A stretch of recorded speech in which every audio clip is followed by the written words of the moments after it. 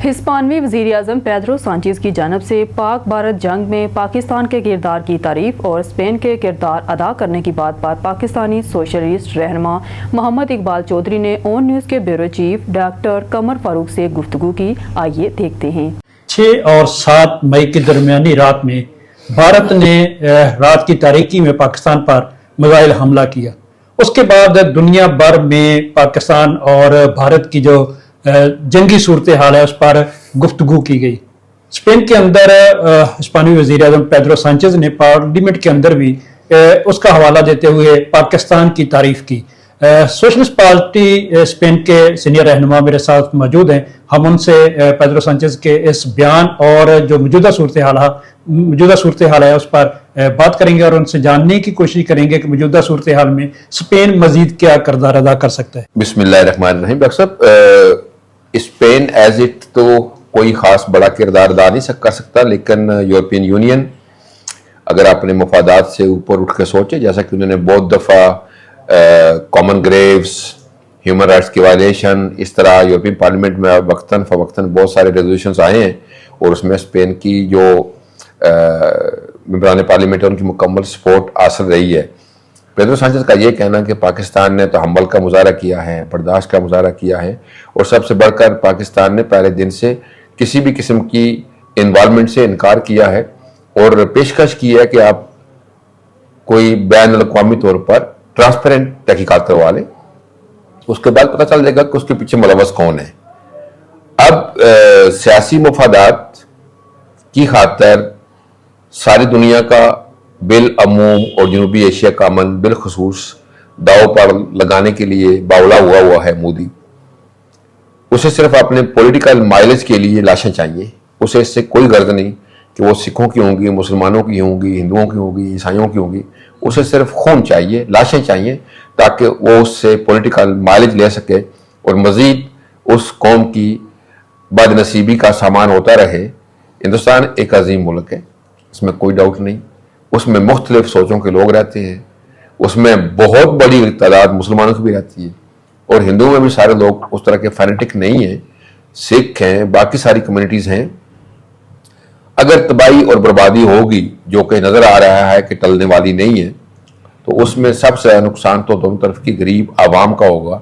और इंडिया में तो जितनी पाकिस्तान की कुल आबादी है उससे दुगनी आबादी के लिए तो लैट्रिन दस्तयाब नहीं है, उससे दुगनी आबादी तो बार रोड के ऊपर सोती है। उनके लिए तो फिक्र का लम्हा ये होना चाहिए कि इन लोगों को अपलिफ्ट किस तरह करना है, इन लोगों की ज़िंदगी बेहतर किस तरह करनी है। तो पेड्रो सांचेज़ ने यही कहा है कि ऐसे बैन अल-अक़वामी फोरम्स होने चाहिए जो ऐसे तनाज़ात के हल के लिए अपना किरदार अदा करें और जंगो जदल जो है वो किसी भी मुआशरे के लिए कभी भी साद मुबारक नहीं होती। पाकिस्तानी कौम को बाअसियत पाकिस्तानी और बाअसियत मुसलमान, इस बात का तो कोई ज़रा बराबर भी खौफ नहीं है कि हम इंडिया से खुदा न खासा किसी तरह कम हैं, बल्कि जो जोश और जज्बा है, जो लोग बगैर किसी तीर और तूफान, बगैर किसी तलवार, बगैर किसी असले के सिर्फ अल्लाह के नाम पर लड़ते हैं, लड़ते आ रहे हैं सदियों से, उन्हें अब दुनिया की जदीद टेक्नोलॉजी भी उनके हाथ में है, उन्हें किसी किस्म का खौफ नहीं है।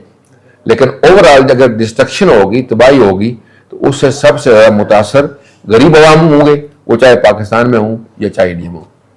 जिस तरह इकबाल साहब, दोनों मुमालिक के मीडिया का जो इस वक्त रवैया है, खासतौर पर भारतीय मीडिया जो है वो तो जलती पर तेल डालने वाला हो रहा है, तो आप इस सारे मामले को देखते हुए क्या कहेंगे कि मीडिया को थोड़ा सा होना चाहिए या मार दो मर जाएंगे, ऐसा ही है?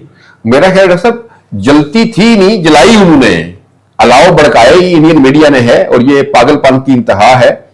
इसलिए कि वो लोग तो अच्छे खासे पैसे बना रहे हैं, लेकिन जो करोड़ों आवाम सड़क के ऊपर सोते हैं, जिनके लिए 2 टाइम खाने का नहीं है, जिनके पास लैट्रीन नहीं है, उनका सोचना चाहिए।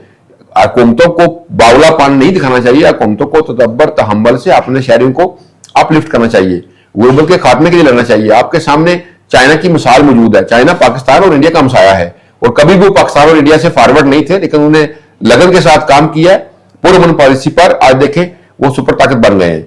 हम यही चाहेंगे कि दोनों मुल्क डायलॉग के जरिए अपने मसाइल हल करें, लेकिन पाकिस्तान किसी सूरत भी ना इंडिया के सामने झुका है ना झुकेगा। हमें अपनी अफवाज पर फख्र है और हमारी ایئر فورس دنیا کی بہترین ایئر فورس ہے، جس کا اس نے ثبوت دیا ہے ایک رات میں اتنے جہاز گرا کے جو ایک پوری جنگ میں نہیں گرے تھے۔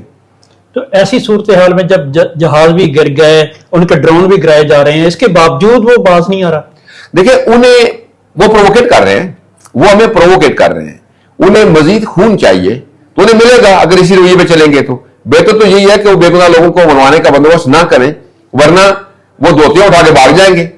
ہمارے لیے تو دلی پر جنگل لگانا مشکل کوئی نہیں ہے، پنجابی ہمارے ساتھ ہیں ویسے ہی، اور کشمیر لینے کا یہی بہترین موقع ہے اگر اسی طرح رویہ رہا تو۔